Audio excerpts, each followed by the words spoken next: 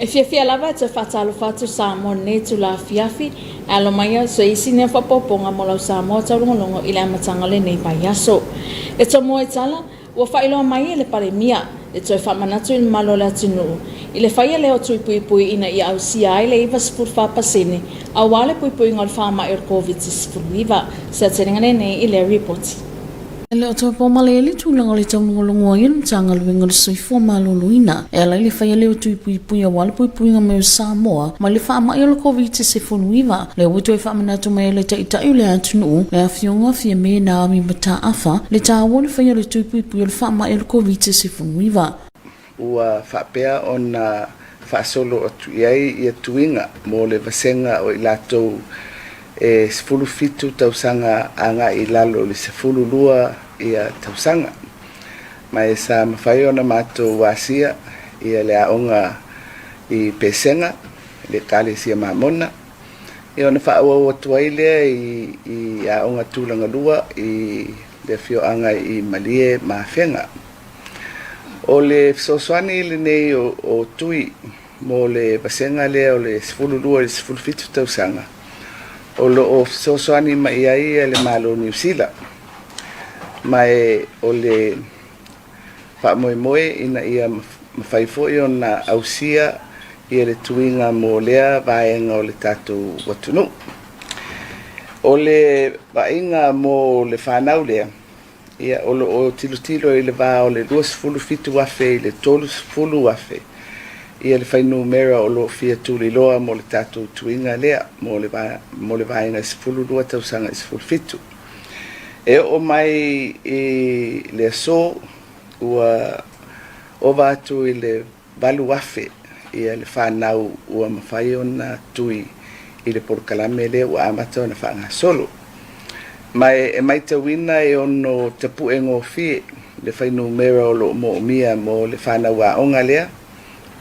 Ona o lea e mawhai ona sosoani mga alue whaatasi al mtanga aluenga o suifu malolo ina mal tato mtanga aluenga o a onga ina ia mawhai ona whaasolo ia le porkalame nei ele ngata mo a onga ale malo a onga umalava e kalesia ma a onga tu maoti ina ia tuli loa ai ele tato whamoemoe le nei mo tangata matutua o lea ua tātou ausia le iwa sefulfa pasene o le tui mo mua.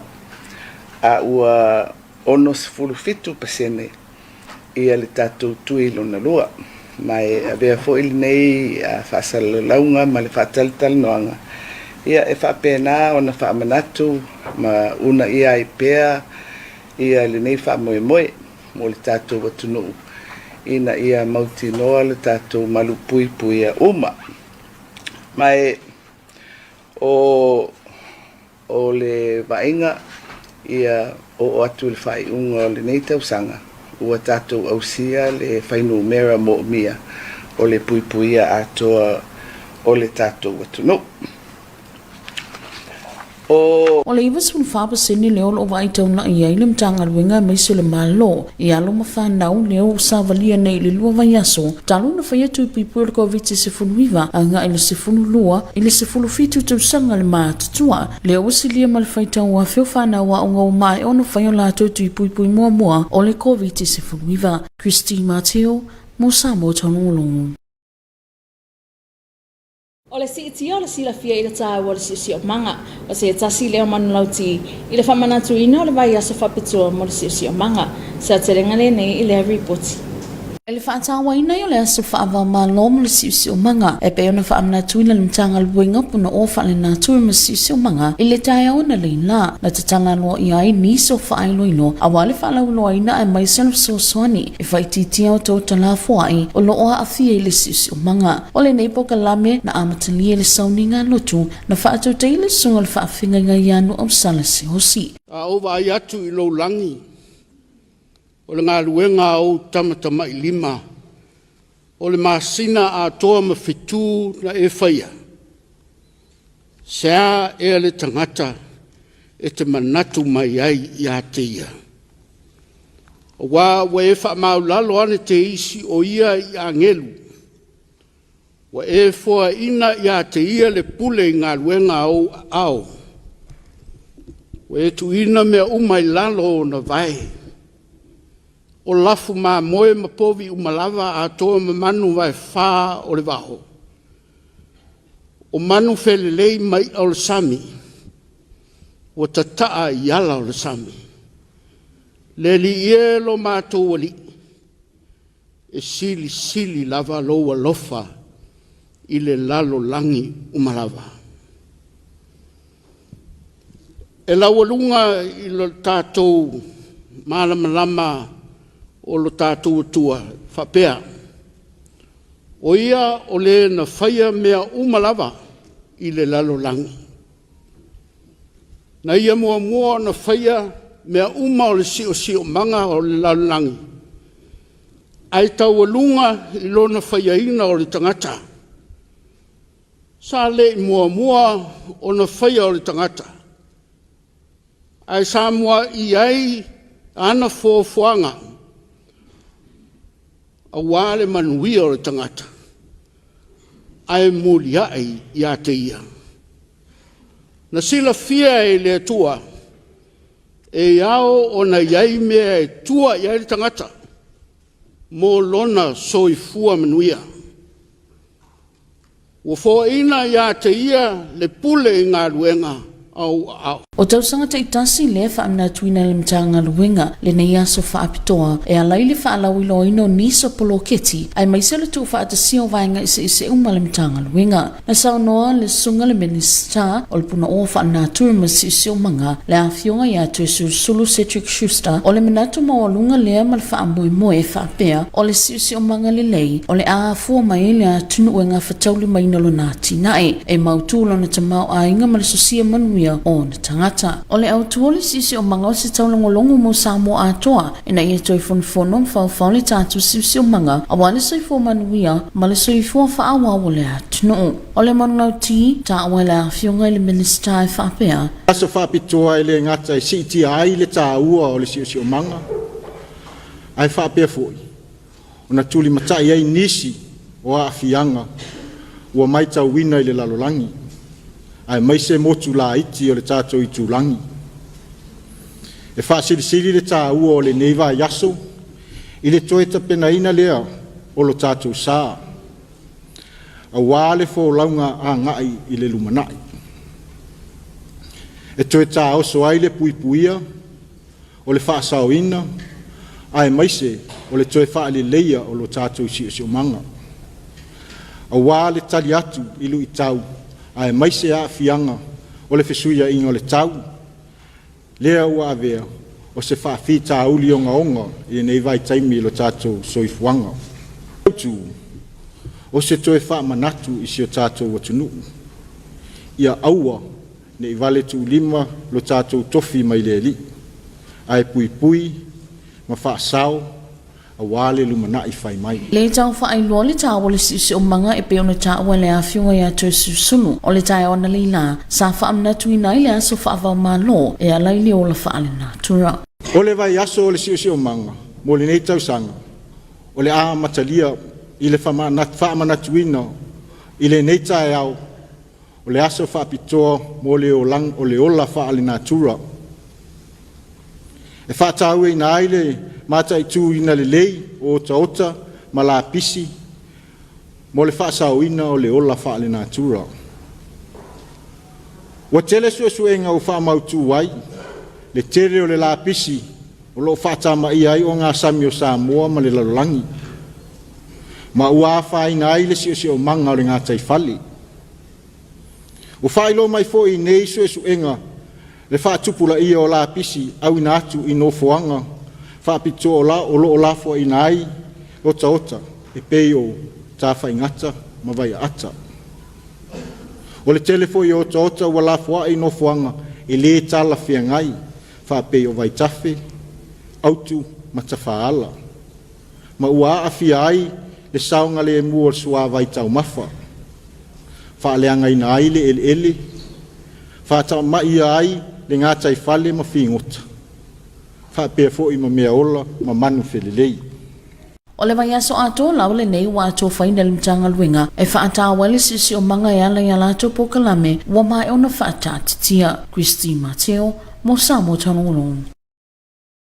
Inisia tala o olo awina atu i fafo in masino Mateo tausanga nei na whaamawina ai e 5.5 leona paseni wa si iti ai i le iwa 10 miliona tala le tawa o whai o loa na awina atu i fafo in masino mati sa terengane nei i le report. O loe awina atu i fafo i le masino mati le tausanga nei na whaamawina i 5.5 leona paseni po le tolu 10 miliona wa si iti ai i le iwa 10 miliona le tawa o whai o loa na awina atu i fafo i le masino mati o le tausanga nei. O le nei si itia na mafua mai o loa e pe o ia mawhingota o si itia i le tolu 10 miliona o le suao o si itia i le o 10 miliona o fuala au aina o si itia nei le o 10 miliona ali ngata ilea o le tapa o si itia i le o 10 miliona o loe awina atu i America Samoa si itia i le lua 10 miliona ma ia pani o si itia i le tasi 10 miliona sa wha mawina ile maolunga le si itia o te wau whai o loa e awina atu e pei o hia, talo, pia, suau, popo, awa, wainonu ma isi o loa ile masino ma te le tausanga nei. O America Samoa sa avea maatuna au pita sili o ne te lea le tau wau whai o loa na awina atu wai ile masino ma te le tausanga nei e tusale ma le tolu se fuluona tesima le o pasene o le tau wau whai o loa o mau awina atu i fafo. O loa awina mai o le tau wau whai o loa awina mai le tutono le atunu le usi itia le fa se funu iwa 10 i le iwa se funu noa 10 miliona. O le neisi itia na mafua mai ona o loa le suahu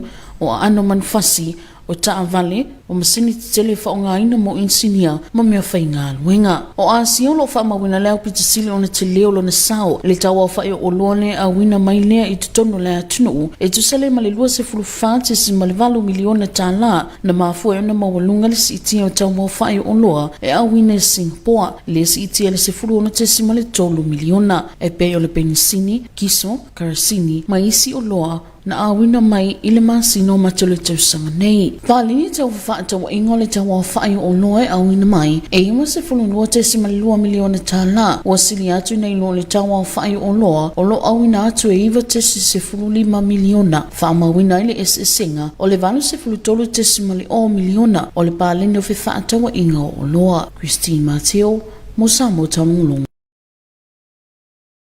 O le whai ungal vai aso lea na talalo i ainai awala o nisi o afia anga o le motele i sala whai sa terengane nei i le report. E tolu awala na talalo ia i le whai ungal vai aso lea na si imawai atu nei mo le motu tele i sala whai o le afio anga funga tuli o sa whai ma asawi samai. O le awala fauli nei ua mai ona toe whaali lea i fonga tuli mo le fausielo non tulanga mautu e au fia i ala vai e tawhianga i eile vai pe a toa pe a mamafafo i timunga o le nei ngaluenga sa fausia ma mulumuta i ele i lungo i a ingo whainga wha vai o ngaluenga whatino o awala te tele ale malo. Sa whaatau foina fo ili whaalawa i tele le malo le nei ngā luenga e le masino o ke topo le tausanga ne sa imawai atu nei mo le sa ili ilia lea o se company e whaatino ina le nei ngā luenga. I le mai ai lao le ilo ilonga le komiti matu ina tuai e whautuanga e le company le Fiso Construction Limited e lona tawa whaitong se lau fitu sunua afe se lau tolu se fuluiva tan la ma le fast food tolu sene. O le aso se fuluiva o Januari le tausanga nei na saini ai le nekon karate ma le Fiso Construction Limited ma le tato malo ma amataina i lona whaatino ina le nenga luenga tele. Na mole le whaataya le malo i le pulenga whaapea le mamalu o li ima whaipule a le afio anga o whaamalo e fo i le ona sa ia leo tūlanga mo le whaaleule ina le tu ina to le mamalu le atunu i te misa whaatino ile le ngā luenga e momole langa whaatai le mamalu le atunu e ala lea ile tele whaafita au le sa tūla i mai ai au whaangasolo ina le ngā luenga tele au lea ua mai a o le awalolo i sa whae le motele i sana whai e tu sale alo na tau ma le ono se lau se fulu lima afe iwa se lau lua se fulu tasi ta la ma le ono se fulu sene e na ua whaamli ina umawaa inga sa tu ina mai le tau funga o le aso se fulu iwo Januari na saini ar konkarate ma le savai transport e ala le malo ma amatalia no whaatino ina ili ne ngā luenga. A le awhio anga o a sawi savai, e tusalo na tama leonu se lau 5 tasi afe, lua se lau 25 tala ma le tolu su tasi sine, e le tangwhata wa aine le maa lo le sao, ta wale o le taitai o awhio anga o pule, a wale whamu maluina le ali i mawhai pule o awhio anga taitasi, o le tau mawhainga le wati nae, a le tātu wa tunu, mo nei ma tai hao, le momo le lenga na whaftai le awhio nga i le minister o ngā luenga, le awhio nga ia o lufiti wa ai, whaapela le minister lango i nise o awhio anga, a wafo li tani se paia le tu inatu le wati nae ale malo, e ale le tui whaale leia leo awala, mo awhio anga le motuteli salawhai. Christine Mateo, mo Samoa taulongolongo. Winga nei o tau mo po nei ma le aso atai au. E toi whatalo whatu Samoa lo mai monga le ne tula le fiafi, alo mai os whapoponga lo tala tau malam tanga le ne vai aso. Painga le ata satelite na ia mawalalo whapeo mawalunga lo ofitia ile atu no. Hata whawhanua tau o savile whiololon malo se to oloanga ni tau polo lo hafia i pia Samoa. Mai a fia ia manai timuini sa taimi. Talo tau molo whanua puana nei, e ofitia se vaenga langi au whapea nai timu. Mala so lua le ata ulua vaso lai timu mai whasolo ni whatupula ia nga ile po. Mo ngā sami pone mala so taia o ngā sami mātu. O savile mta polo luas furunga tolus fur kilomita li tula po nei, e whiololon malo sini sa taimi. Mala so taia o savile o vaito e lawa ngā mta polo su 5 kilomita li tula, o ngā luta si tesma 5 mita. O ngā sami sautel po nei, o savile o to o loa luas furunga tolus fur kilomita li tula, mai whiololon malo sini sa taimi. Mala so taia o savile o to o loa 5 kilomita li tula, o ngā luta si tesma 5 mita. Tala tai la sotu maltai to kwata falva veao pele metro tolo minute le sfulu sotu efetu minute te fala fiafi on to pele ele lo tai kwata te ele sfulu po ola so alla tai to valu minute le ono fa mama to folo sfulu minute te ele ono le fiafi lo tala tau na Samoa le ne fiafi session fa poponga la so tai Manuel Poto fa so fua. Ma ole awhaia sina malolonga pu'u mo whasa launga whapisinisi o na toi tari mai lea mo ngana whaperetania. Your TV2 News will be right back after this short commercial break. Talafalava and welcome back to your TV2 News for the beginning of this week. Leading our bulletin, the Prime Minister has issued a reminder to the public by vaccination to achieve 94% prevention of COVID-19. Here's more on this report. The Ministry of Health has not lost a sight of the importance of vaccination against COVID-19, which the head of state reiterated the importance of vaccination. This is 94% of the Ministry of Health focus as well as children. We have their undergoing 2 weeks of vaccinations of 12 to 17 years of age and over. It's more than 1,000 students have already had their first vaccination COVID-19. Christine Mateo for TV2 News. Raising awareness of the importance of environment is one of the goals of the celebration of Environment Week. Here's more on this report. In commemoration of the National Environment Week as celebrated by the Ministry of Natural Resources and Environment this morning, a number of signposts were officially unveiled to raise awareness and help reduce the amount of waste within the environment. The program began with featured services conducted by Reverend Noel Celestia Hosi. Let me read from Psalms 8, verses 3 onwards. When I consider your heavens, the work of your fingers, the moon and the stars which you have ordained, what is man that you are mindful of him, and the Son of Man that you visit him? For you have made him a little lower than the angels, and you have crowned him with glory and honor. You have made him to have dominion over the works of your hands. You have put all things under his feet, all sheep and oxen, even the beasts of the field, the birds of the air, and the fish of the sea that pass through the paths of the seas.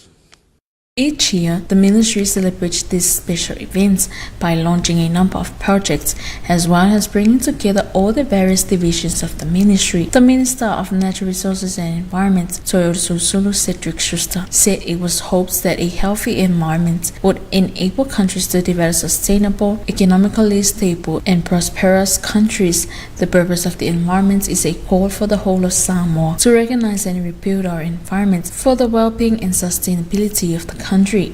The important call stated by the Honourable Minister. To the official opening of the biannual Environment Week 2021, commencing today, 1st of November, to Friday the 5th of November. The National Environment Week is an event long celebrated by the government to continually shine the light on the importance of the environment and its benefits to our people and community. Environmental degradation and climate change are complex, multidisciplinary issues affecting all aspects and all sectors of society and the development agenda broadly.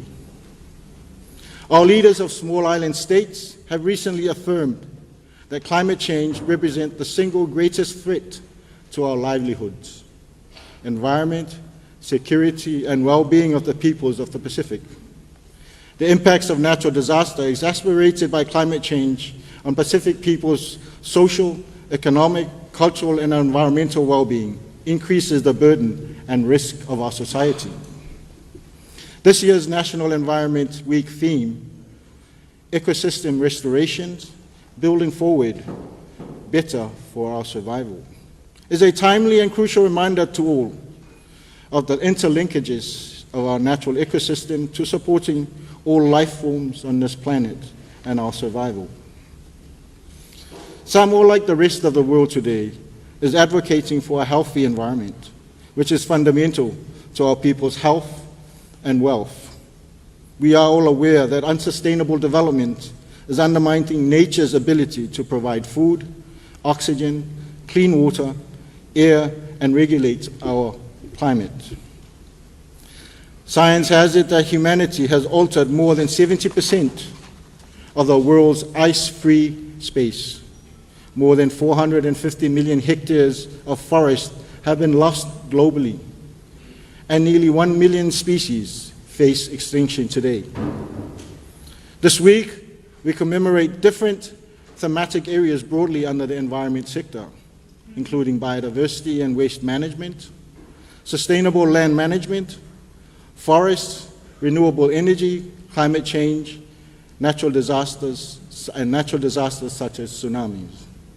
This week we also recognize and acknowledge the contributions of remarkable individuals, civil society and groups, organizations, schools and businesses to national efforts to safeguard our environment.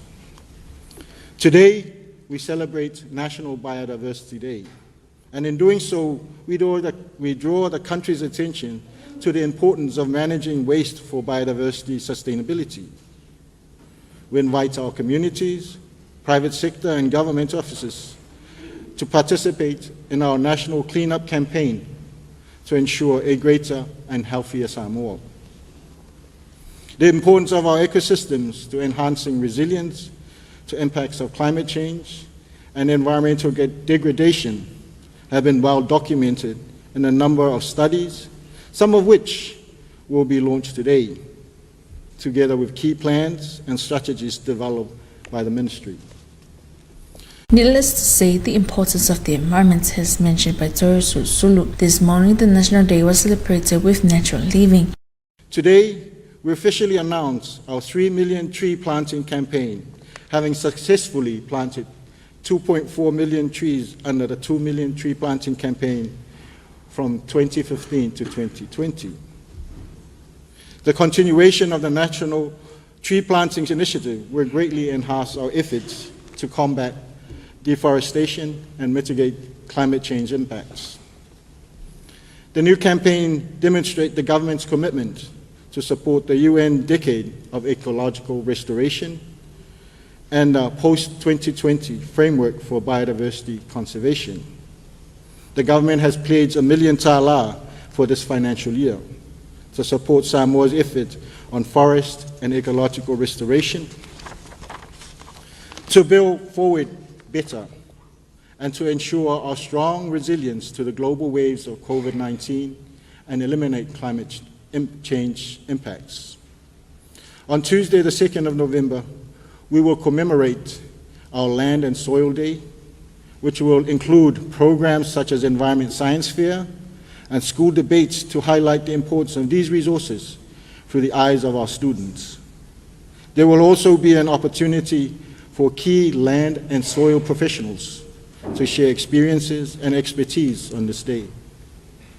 On Wednesday, the 3rd of November, the ministry will convene the Environment, Water and Sanitation Forum, where senior staff from MNRE and their invited professionals will share their respective research and experiences, which will be published in our revived National Environment Forum publications, which will be of great use to our students and researchers. Ladies and gentlemen, our extreme vulnerability to climate change and our experiences to date remind us that we need to work together to enhance resilience.